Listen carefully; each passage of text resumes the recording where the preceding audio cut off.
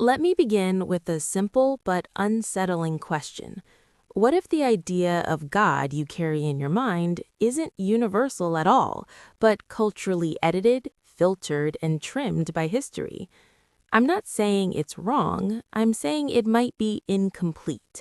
And today, I want to talk with you, not lecture you, about a figure that sits quietly outside the usual religious spotlight, yet once ruled the imagination of half a continent.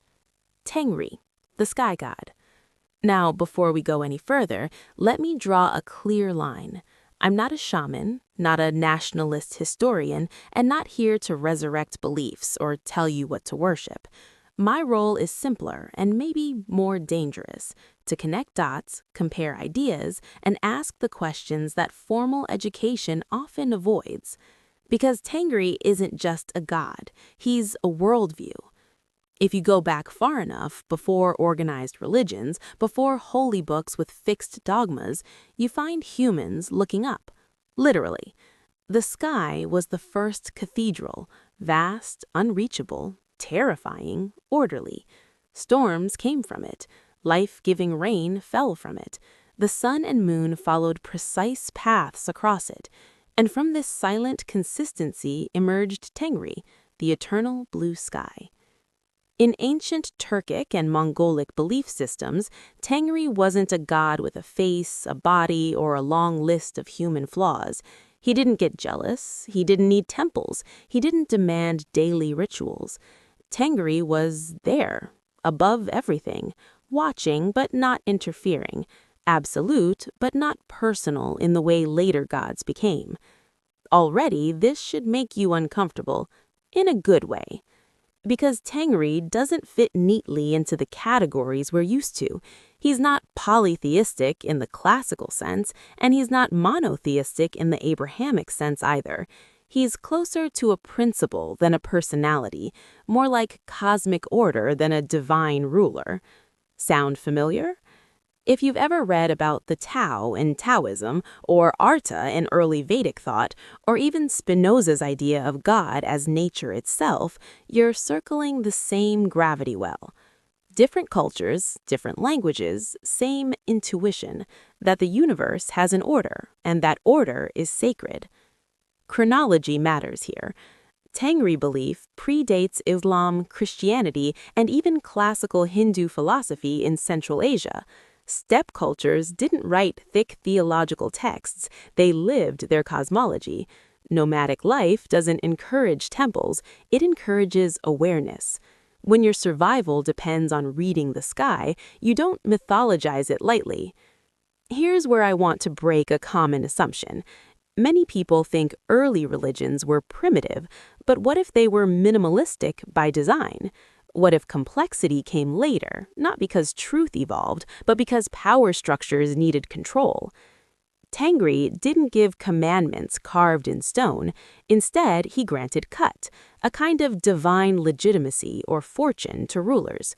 Khans ruled not because they were chosen by priests, but because they were aligned with the order of the sky. Lose that alignment, you lose your right to rule. No intermediaries required. Now compare that to later systems where divine authority flows through institutions. Interesting, isn't it? Let's synthesize for a moment mythology and modern science side by side. Today, we know the universe operates under fundamental laws. Gravity doesn't negotiate. Time doesn't forgive. The cosmos doesn't care about belief, but it does care about alignment. If you jump off a cliff, no prayer rewrites physics. That's very Tengri-like. The sky god wasn't moral in the good versus evil sense. He was lawful.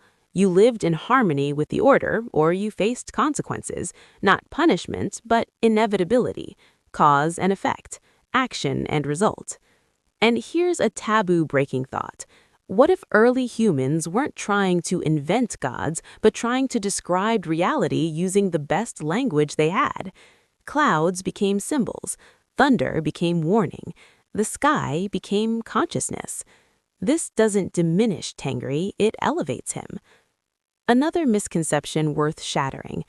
Tengriism wasn't obsessed with the afterlife. The focus was here, now, and legacy, honor, courage, balance. Death wasn't a moral courtroom, it was a return to the larger order. No eternal torture, no eternal reward, just continuity. That alone should make us pause and ask, when did religion become more about fear than understanding? I want to encourage you, genuinely, to look this up yourself. Read Orkhon inscriptions, compare steppe cosmology with early Indo-European sky gods like Dyaus Piter, Zeus, or Jupiter. Notice how many father gods begin as sky gods before becoming humanized. Ask yourself why. Because when gods get faces, they also get politics. Tengri stayed abstract, and maybe that's why he didn't survive mass conversion intact. Abstract ideas are hard to control. You can't build an empire on something that doesn't demand obedience, only alignment. So maybe Tengri didn't disappear. Maybe he dissolved into later ideas, into fate, into destiny, into the phrase, "it was written in the stars." And maybe the most radical part of Tengriism is this: the universe doesn't revolve around you, but you are part of its order, not special by privilege, but significant by participation. So the next time you look up at the sky, really look. Don't ask who rules it, ask how it works. Ask what it asks of you. And then do what ancient steppe cultures did best. Listen, because sometimes the oldest gods don't speak in words, they speak in patterns.